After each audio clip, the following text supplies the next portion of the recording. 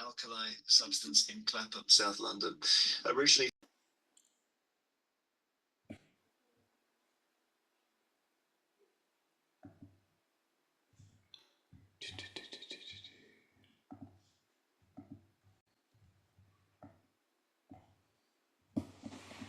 There we are, hopefully that's worked. Hopefully you can see me and you can hear me. Okay, so the title of today's event is Mindfulness in Westminster Simply Unrealistic? And I suppose I chose a contentious title on the basis of, I was listening to somebody recently saying that who suffered from anxiety from the news. And they said there are two lessons that they learned. One was that if something odd appeared in the news, it was probably very unlikely or vanishingly unlikely to ever happen to you. I'm not sure they were referring to some of the global issues that we're facing at the moment, but more local worries. And the other one was if a headline asks a question, invariably the answer is no. So is my parrot psychic? No, it's not. So is mindfulness in Westminster simply unrealistic? I would argue no, it's not. But perhaps it's not quite as straightforward as that. And perhaps what we need to be looking at here is what do we mean by mindfulness in Westminster? You know, what does that mean? You know, do we have this vision of, you know, incense blowing down the corridors of Westminster and singing bowls chiming every 10 minutes to remind people to be in the present moment? Perhaps that's what the Westminster chimes are for, I'd argue. But I'm not quite sure that that's what we mean when we're talking about mindfulness in Westminster. So I suppose the question is, what does that look like and what does it mean? What has it meant? What does it mean and what can it mean moving forward? So, just winding us back a bit to the I suppose the early days of the Mindfulness Initiative, and the first major thing that we produced was the Mindful Nation report in 2015, which was the first policy document of its kind and seeking to address mental and physical health issues in areas of the workplace, education, health, and the criminal justice system. And it was produced following a 12-month inquiry involving 8 hearing events across British Parliament.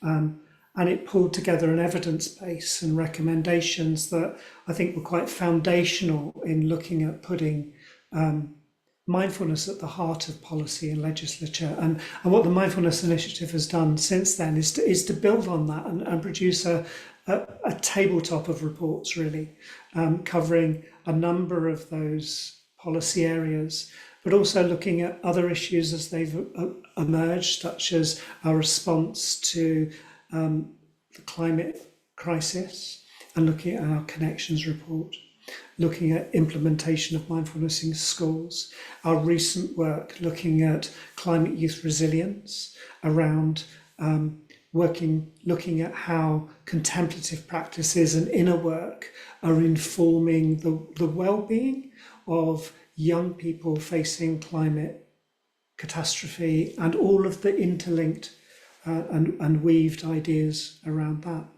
So there's lots of work that we've got there, but really what we're talking about today is specifically around the work in Westminster.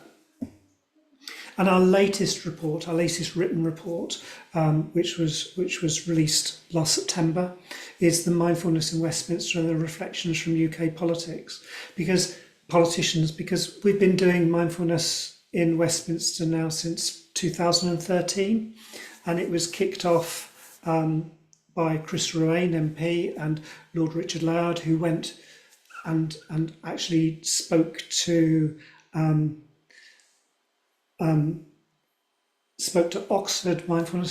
Oxford about providing mindfulness sessions to parliamentarians, and Mark Williams and Chris Cullen stepped into that and actually provided some pro bono work, and it was really popular and took off to the point where the health and wellbeing team within Parliament took this on board and actually commissioned an ongoing training event, which is now training program, which is now delivered by Awaris. And I know Tessa's here, but so welcome, thank you. And at the moment, they're running a Resilient Mind course that runs over 5 weeks that looks at building those areas around relaxing, recharging, rebalancing, reconnecting, and building resilience as an ongoing journey, and looking at a whole package around how that's supported. But again, that's looking at training in Westminster in terms of a training programme, but actually mindfulness in Westminster probably means a lot more than just who's going on a training course, who's engaging in a training programme and who isn't. So what does that mean?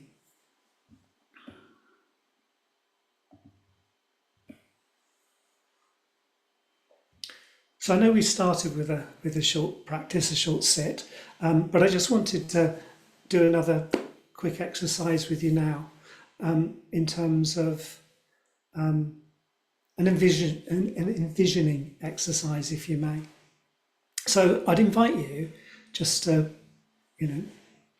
find those points of contact with the floor on the chair, and if you're comfortable to do so, just closing your eyes or finding a point of soft focus somewhere in the room.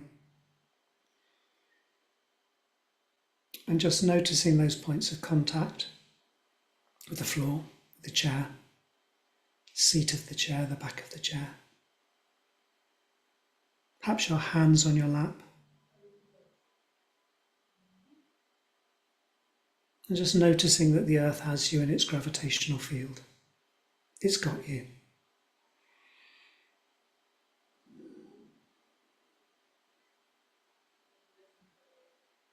You can allow the earth to hold you. And just let any tension sink into the planet that's cradling you. And just notice your breath. Notice how your body is rocked as you breathe in and breathe out.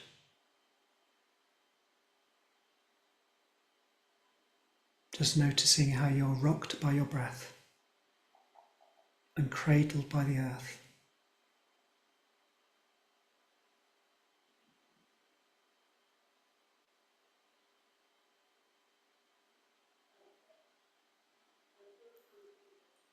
And now I'd like you to call into mind, into your mind's eye, somebody who you consider to be a great leader. Could be a politician, could be a revolutionary or a freedom fighter, could be a member of your own family, somebody you work with. Just somebody who you consider to be a great leader. And without focusing on their achievements, what they've done,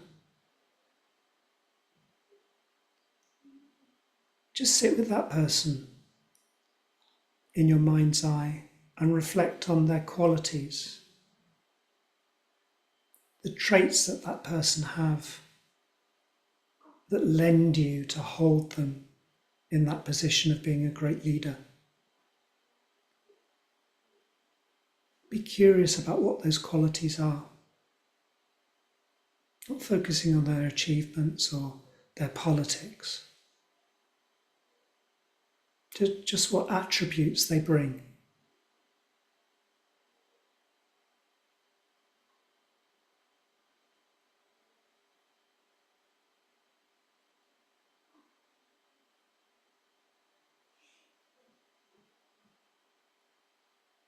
What is it about this person?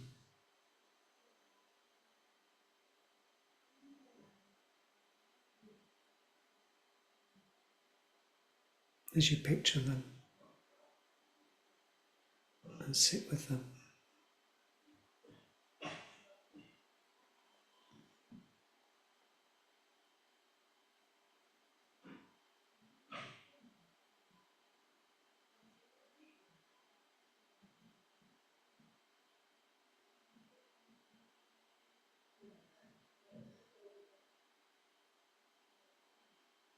And now just slowly coming back to your breath. The points of contact with the floor, with the chair.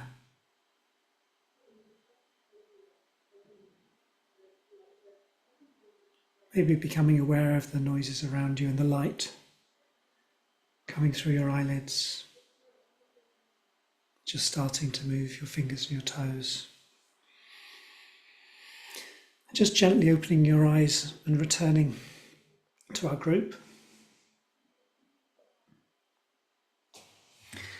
And now I'd invite you to stick in the chat some of those qualities that you found yourself stumbling across when you pictured this person in your mind.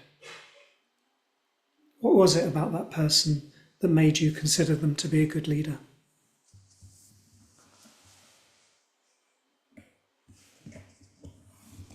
Compassion, solid values, resilience, a great listener, empathy, patience and kindness, strong but willing to be vulnerable, authentic, connection to others, patience, calm, kindness, forgiveness, responsiveness, heart and positivity and kindness, energy,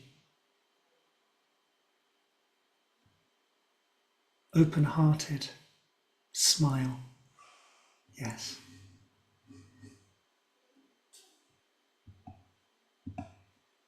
Okay, oh, sense of humour and kindness, yeah.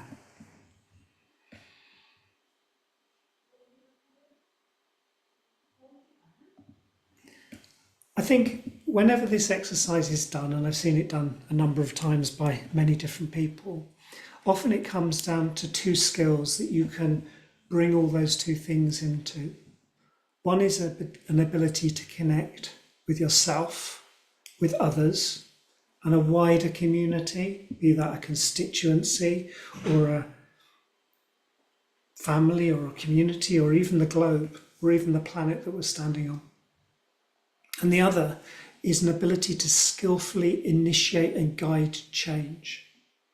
So things that come under that is about being responsive, an ability to hold an ambiguity, to be collaborative, respectful, and creative. And often the qualities that are brought into this fall under the category of these four headings of focus, clarity, creativity, and compassion. So I think we'd argue that if, this is the mindful workplace community, so when we're looking at Westminster, it's a workplace. Let's not make any bones about this. This is where people go to work. And it's a building full of leaders. That sounds really unpleasant, doesn't it? Having a building that's got nothing but leaders in it. Sounds like some form of hell as far as I'm concerned. But anyway, there we are. So we've got this focus, clarity, creativity, and compassion. So when we go back to the Mindfulness in Westminster report and we look at, what we're looking at that in report in terms of, whoops, not on screen. There it is. Look, this report, Reflections from Politicians, you can download it from our website. But this report follows 10 years of mindfulness programme within Westminster. And aside from the policy reports and the documents, what we wanted to look at was the experience of parliamentarians who'd gone through a training programme in mindfulness and about what difference it had made to them. And I think, that's against the backdrop of, switching on your telly and looking at Prime Minister's Question Time and thinking, mindfulness in Westminster? I don't think so. What is going on here? This is not a mindful environment. This is clearly one of the most toxic environments that you can come across, and who'd want to work there? And that's very true. So we wanted to look at the experience of people who've actually been through the programme. So I think to date there's been something like 300 politicians, parliamentarians, and 800 members of staff who've gone through the programme. But this report looks particularly at the politicians and how it's affected them, how it's changed them, how it's influenced the way that they work, how it's built their well-being, their resilience.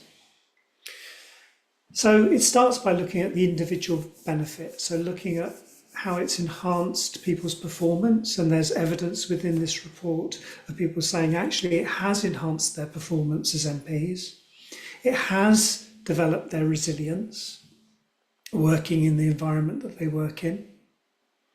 And interestingly, in terms of looking at the relationships with others, it has enabled people to look at responding versus reacting. You know, sometimes that half a second can make a difference. And I think that's a quote from the report, you know, in terms of the difference between that knee-jerk response and actually a considered and measured response. And better listening skills. You know, if you're arguing with somebody, it's very easy to actually say, no, what I need to do is to win this, get my idea across. And it becomes a one-way direction of communication.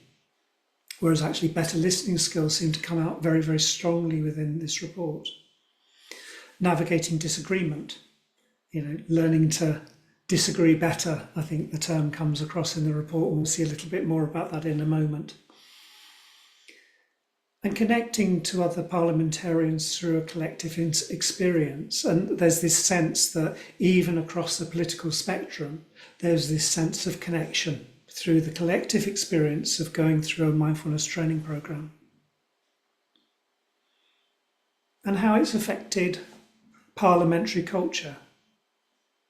You know, there's some evidence there of how people who've been on the program, their behaviours seem to have changed. And I think there's a YouTube video on our site of the speaker pointing to Chris Ruane and pointing out how his behaviour had changed since he'd taken part in mindfulness program within Westminster. Certainly worth having a look. How mindfulness can counteract tribalism and polarisation, and how it can enable politicians to connect and reconnect to the values and the wider world.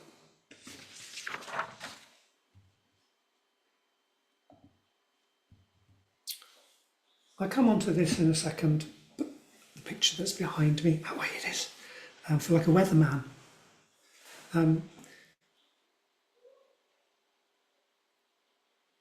Some people sort of say, well, you know, mindfulness in Westminster, is that just a wellbeing programme? Is this just about helping parliamentarians survive a very toxic environment better? Is it just about building people's resilience? Are you expecting us to feel some sort of sense of compassion or sorrow for these MPs that chose to be elected to work in this environment and are actually mostly pretty nasty to each other anyway, and you've only got to switch the television on to see this? So what is this role of mindfulness? Is it, you know, just enabling people to continue without their mental health really taking over? So is it just maintaining a status quo, or is it about some sort of change or transformation? And I think that's the $64,000 question, and certainly in the questions and the answers and observations at the end of this, I'd really like your view on this, because my view is that mindfulness isn't simply a wellbeing program. It certainly is an entry point for a lot of people who are looking at addressing a clinical need that they may have, or improving their overall happiness and well-being. But is that its destination? Is that all it is? Is that where it starts and finishes? And I would argue that it doesn't. So the question is, where does it go from there? So I'm now going to try and share a video with you. I'm going to need somebody to wave at me when it's on to tell me whether you can hear it. I'm hoping you will be able to, but bear with me.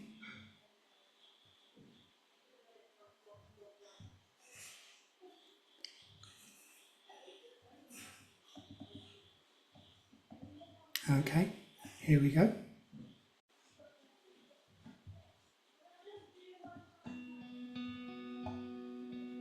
Well, I think many people have misconceptions about mindfulness. I thought it might be about kind of switching your head off. About sitting upright or and doing the breathing techniques and getting everything right. I thought it was going to be all airy-fairy. Focusing on yourself rather than on what needs to change in society. We'd be sitting round in classes with our legs crossed. But actually it's not. It was nothing like that. Mindfulness allows people to develop 4 qualities. It allows them to develop focus, clarity, creativity and compassion. And it gives them a toolkit to be able to do that. And for me, it's all about the breathing and helping me with my mental focus. So the Mindfulness Initiative is an organisation that's set at putting mindfulness at the heart of policy and at the heart of legislature. We as politicians are policymakers, and you can see real benefits of mindfulness in areas of policy. How we can help children with their own coping mechanisms with anxiety and pressure and stress. It's got applications in prisons as well. There have been some studies on prisoners and the use in the criminal justice system. And there's some wonderful examples about how people who have undergone some form of mindfulness training have fared better as a consequence of that. Within the National Health Service itself, obviously it has applications, but also within businesses. And it's been really interesting to see some of our big companies in particular really latch onto this and become real champions. So it's how we can use mindfulness in developing policy. I think mindfulness in politics helps you to learn to listen better. And that's vital, particularly actually with people that you don't agree with necessarily. It's not always about agreeing with people, but in terms of the respect that you can gain by truly listening to somebody and taking on their viewpoint. If you've listened to it, then that becomes part of you and part of your direction moving forward. Tim Lawton, who's the co-chair with me of the APPG, coined the phrase that mindfulness could help us disagree better. I suppose disagreeing better for me is about recognising that each and every one of us is not the same as our beliefs. We're more likely to appreciate and seek to understand and respect the view of an opponent than if we just come at it, completely hammer and tongs, I'm right, you're wrong. I think it's hard. We used to practice on a Tuesday night to sit down with 20 people from all political parties on a Tuesday night and then to be nasty to that person the following morning at Prime Minister's questions.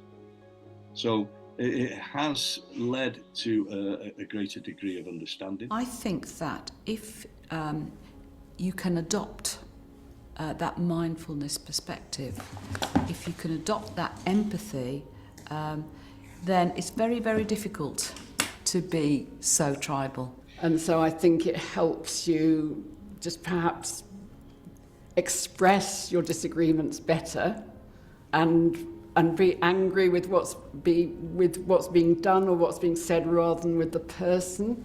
And sometimes it is very hard to separate the person from their beliefs. Disagreeing better perhaps means that you listen harder, that you're able to try to find some common ground where you can, and perhaps bring a little bit more humility to the debate. We've done a lot of work on mindfulness in Parliament. In the last 10 years, we've seen 300 politicians, MPs, peers go through mindfulness training. Most of them have carried it on and have now become practitioners. We've seen 800 or so members of staff within Westminster go through that training programme. We've also taken the lead in encouraging other parliaments and legislatures across the world to adopt mindfulness practices as well. And we've heard from the experiences of those individuals in our latest report. But where do we go from here? Where does this go next? I think we can achieve a greater understanding of mindfulness across parliaments as well, working with other lawmakers in other legislatures across the world. We can see the seeds that have been planted. And no, we haven't seen a transformation of the political system in the UK as a result of this. But we have seen a difference. We have seen that evidence. We have seen that testimony.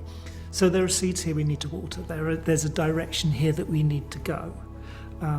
And if we can do that, then there is a hope that this will play a really important role in transforming British politics and politics on a global level.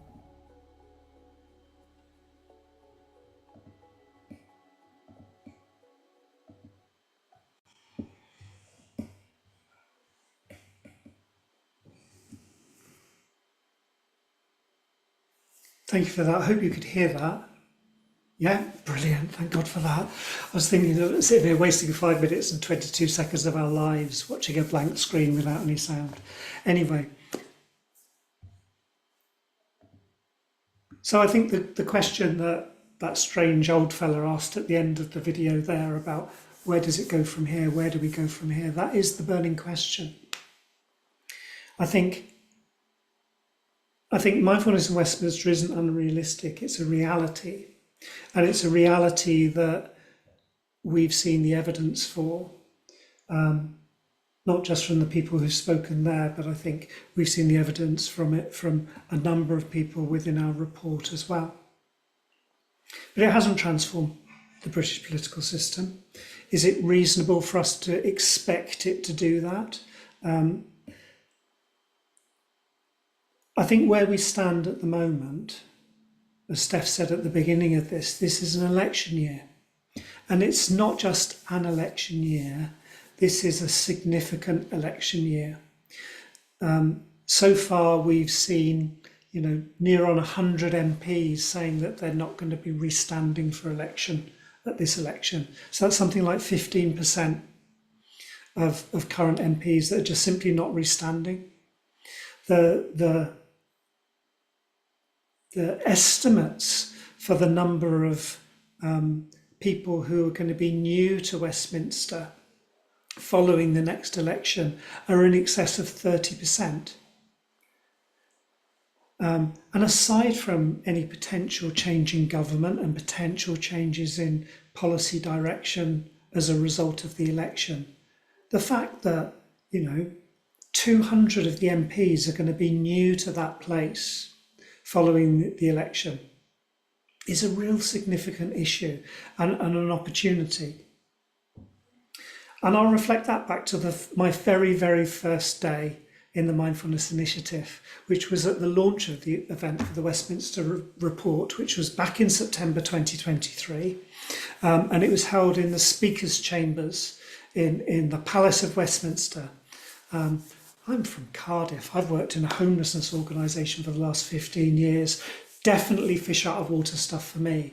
But I turned up to Westminster and I walked into that environment. And I wasn't prepared for how that affected me.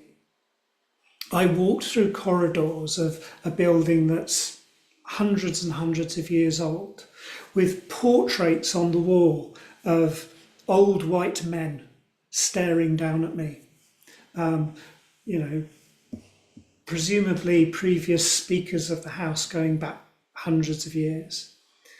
And I really felt the eyes of history burning down on me as I walked through those corridors. And it really made me feel quite othered in that environment. And I'm a middle-aged white man.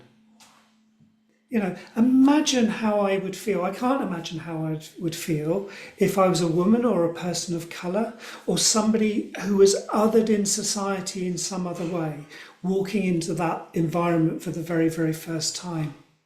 And it really gave me sort of an insight into why people who would otherwise be othered walk into that environment and almost embrace that culture and actually run with that, because actually that's the security blanket they've got. If they look good under the eyes of history, then they're doing their jobs well. And I think it takes a very, very strong person to walk in that environment and hold on to your beliefs and hold on to what you want to do in that place. And this year we've got 200 people doing that. So aside from the headlines that we all know about the toxic culture within Westminster, about 8% of people within Westminster having reported bullying or sexual harassment within the last 12 months. Aside from those startling statistics of the death threats that MPs face on a daily basis, to the point where people don't want to stand for election because of the trauma that it causes them. And that's before you start stepping into a space where you have to hold the complexity of complex world events, where you've got different pressures and different stakeholders, all putting pressure on you from different sides to solve intractable problems. So I would argue that this is the year. This is the year that mindfulness really needs to step into that space. And it doesn't just need to step into that space as a tool to help people with their own mental health. We need to actually be drawing a spot on the wall. We do need to be actually looking at, why do we do this? We're not doing this for mindfulness' sake. Yes, we are doing it to help people with their well-being and their mental and their physical health. But that's not all we're doing it for. We really want to see better politics as a result of this. We really want to see a political system that isn't so hostile, isn't so adverse, conflicting. That's why we do this. But actually, it's got to be more than that as well, because when we come back to, one of those skills of being a great leader is that of connection. And I do believe we've lost our connection. We've lost our connection with ourselves, and because of that, we've lost that with each other, and we've lost that with the planet that we walk on. And if we're expecting our politicians and parliamentarians to actually be able to hold complexities of a climate crisis, to hold complexities of genocide happening around the planet, then that's got to be based on a connection. It's got to be based on a compassionate connection. And that's, to a certain extent, where we need to be drawing that dot on the wall. So, having said that, maybe a final word that maybe summarises that is, this is, mindfulness in Westminster is not a political movement. We're not looking for a Westminster that looks left or a Westminster that looks right. I genuinely believe that we're looking for a Westminster that looks deeper. So with that, questions, thoughts, observations, ideas, please, folks. I'm going to stop sharing my screen now because you don't need to look at that background. How do I stop sharing my screen? Oh, like that. There we are. I'm back with you. Hi, everybody.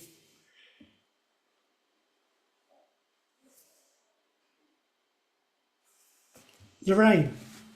Sorry, Steph, did you want to field the question? Yeah. Go for Great, it. thank you. Hi, Richard. Thank you for that. It's really interesting and intriguing. Having worked in Parliament for 23 years, I retired 3 years ago. Oh, yeah, 3 years ago. And having taught a lot of the administration staff, as well as some of the members of the Lords. I'm always, I guess, I'm trying to think of the word, a bit frustrated when the Mindfulness Initiative, and I understand where it's coming from, but refer to staff as, the staff of the MPs, don't look into the staff of the House. And when you think that there's a village of about 9,000 people, including the MPs and peers, I just wonder how the culture of the environment of the village of Parliament can be changed, because it's still so extremely hierarchical, and the focus is always on the MPs and peers and not the staff that support them. And I also wonder how many staff in the constituency that support the MPs actually are now undertaking mindfulness. So the challenge, I think, is to have a change in culture across the whole environment, and not just at the top level, which is great. I mean, don't get me wrong, it's fantastic, and the achievements have been amazing. And I see Tessa and Martin, and I know Waris are taking over on the administration, so that's brilliant. But I just, again, with the change that's going to be coming, how the mindfulness environment is actually sustainable through those changes. And if it's not through the administration that support the hierarchical stature of MPs and peers, how then can it be done? Tessa, did you want to respond to that? It'd be good to hear your answer as well, Richard, but I just wanted to say that's a really great point, Lorraine. And that's one thing that was a difference, when the mindfulness program got taken over by the Parliamentary Health and Wellbeing Service and commissioned us as ORS to lead that the House staff are probably the group that has done, more numbers of House staff have gone through the course than any other group. And so that's really kind of infiltrating. And of course, you were doing a lot of work with people before as well. And also, as we went online, which I think it's a challenge, because I think the fact that we're still basically mainly online, even after the pandemic.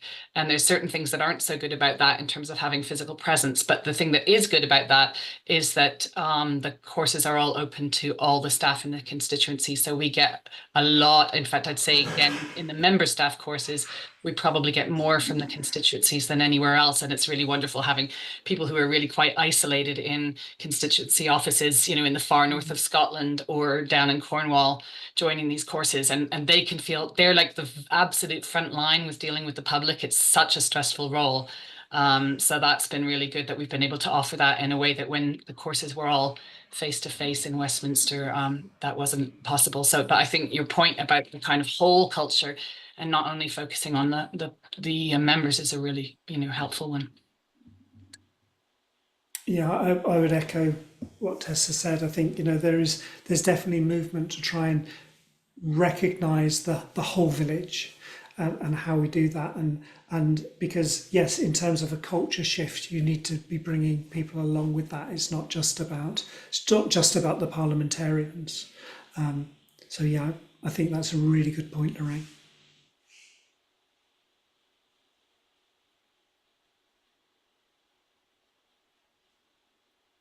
More questions? You can drop them in the chat if you'd prefer, by the way. Or observations, maybe.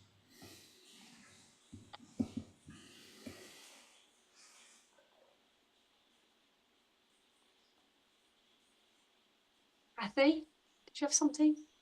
I do. Thank you so much. Thanks, Kathy. Yeah. Thank you very much for that wonderful presentation, Richard, and for creating the look and feel of what the Mindfulness Initiative is doing and is hoping to do in Parliament.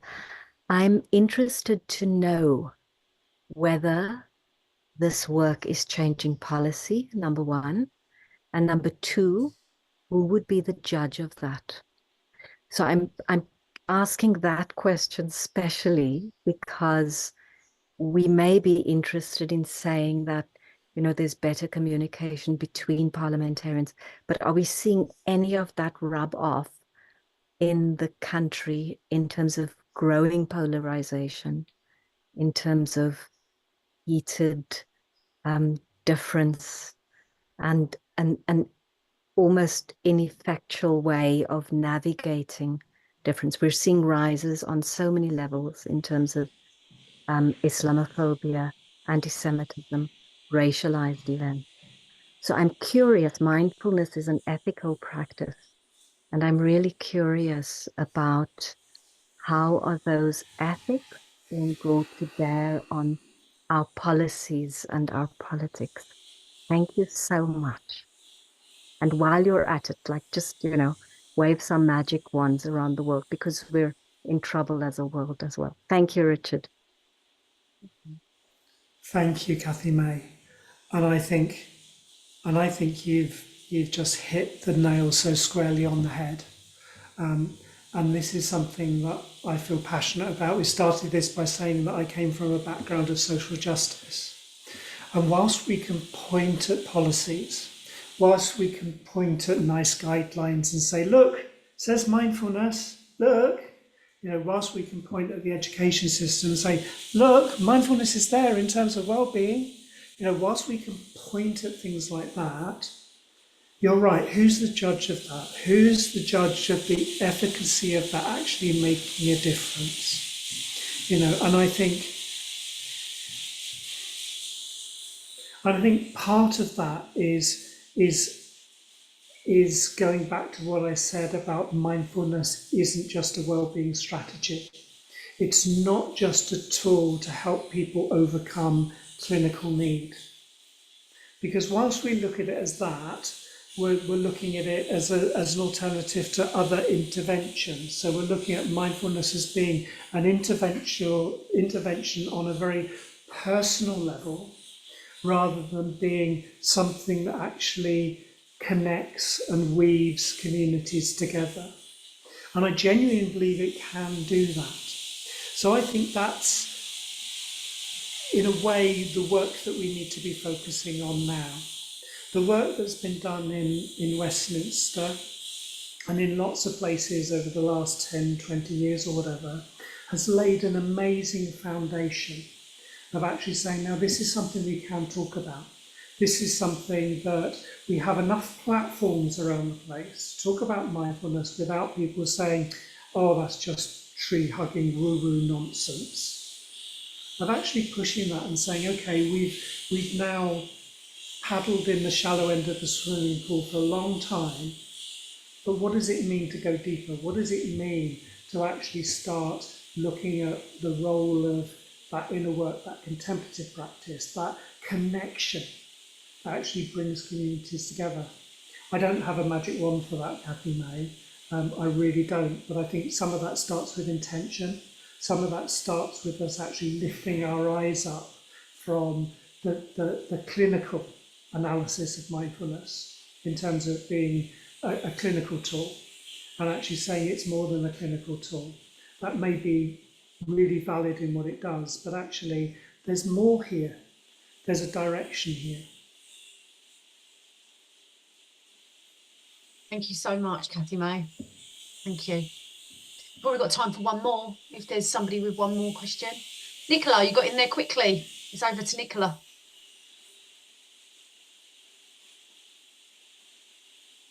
You're muted, Nicola. Sorry. Thank you. I thought that was really interesting. I wanted to ask a question which may be really obvious to some, but I don't know much about politics. Holding my hands up here.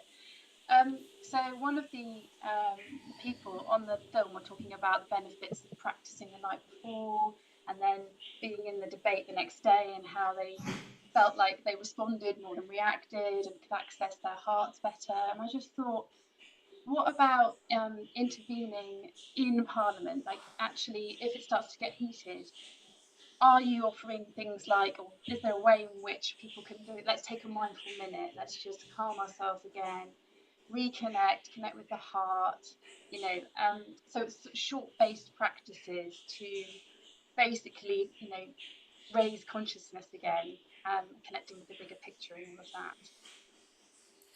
Yeah, I might like Tessa to sort of like step in a second in terms of how that's built into the training programme, in terms of training MPs to find themselves space. But I would like to share as well, there have been discussions around the fact that at the beginning of sessions within Parliament, they have 2 minutes of prayer. And it has been suggested that, in addition to that, you have 2 minutes of mindfulness before a session starts, because for a number of reasons, nobody's trying to get rid of the prayer from Westminster, because obviously that's held very dearly, but also it's quite excluding to lots of people in the House who don't necessarily follow Christian prayer, and therefore having something that everybody can take part in that actually gels everybody together has been a suggestion. I think it's quite a contentious suggestion, believe it or not, or a hugely contentious suggestion, but it's certainly something that has been raised, and something that we've still got on the table in terms of, how can that happen? But maybe Tessa can talk a little about, how that space is built in. Yeah, I mean, I think unfortunately we're a little bit away from where we would be in a position to have like a collective practices where they, stop the whole thing, let's do some mindfulness. That would be great if we got to that point at some point. But the individual politicians, that is part of what they find the most helpful in the mindfulness training, is those kind of micro practices of just feel the feet on the ground. I'll always remember Tracy Crouch. She was one of the people who spoke on that film, who said that she used to, when she was a backbencher, she couldn't do it anymore when she was on the front bench, but when she was a backbencher, she used to take her high heels off when she was gonna, need to speak, and feel her feet on the ground, as she'd been taught in the mindfulness class, really ground herself, breathe, and then, speak when she needed to. And quite a few of, some of the people that we see most are some of the peers that you saw talking on that film, who talk all the time about how they can get so frustrated, so frustrated in some of the debates, and they use those tools of just, stopping, breathing, connecting with their heart, and all of that. So I think, hopefully at some point, if we've got 30% new MPs coming in, if we could get a lot of them, we might at some point get to a point where it could be something more collective as well. But we're trying to at least sow the seeds. Thank you so much to Richard and Tessa for that response.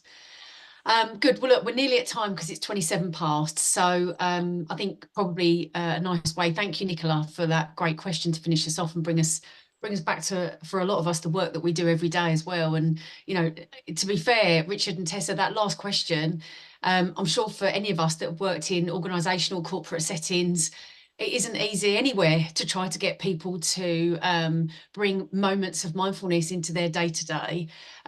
So, whilst that feels challenging from the perspective of the audience we're talking about today, it's challenging everywhere to try to get people to work with that culture. But that's what we're here to do, right? So yeah, great question, Nicola, to finish on. Thank you.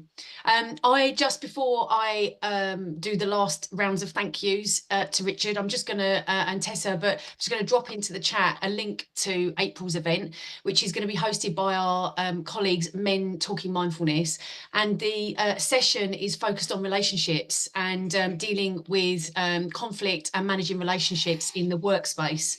Through mindful means, obviously through mindful means. So check that out. There's some really great detail on that on the MWC website page. But thanks to Sally for getting that up for us already. Check that out and have a look. And they're great guys, fantastic presenters, as was Richard today. So let me finish off with a moment of appreciation for you, Richard. You have really certainly opened my eyes to this space today. And I'm sure for everybody here that had questions and listened to some of that content, loved the delivery with the whole weather board behind you and then the video.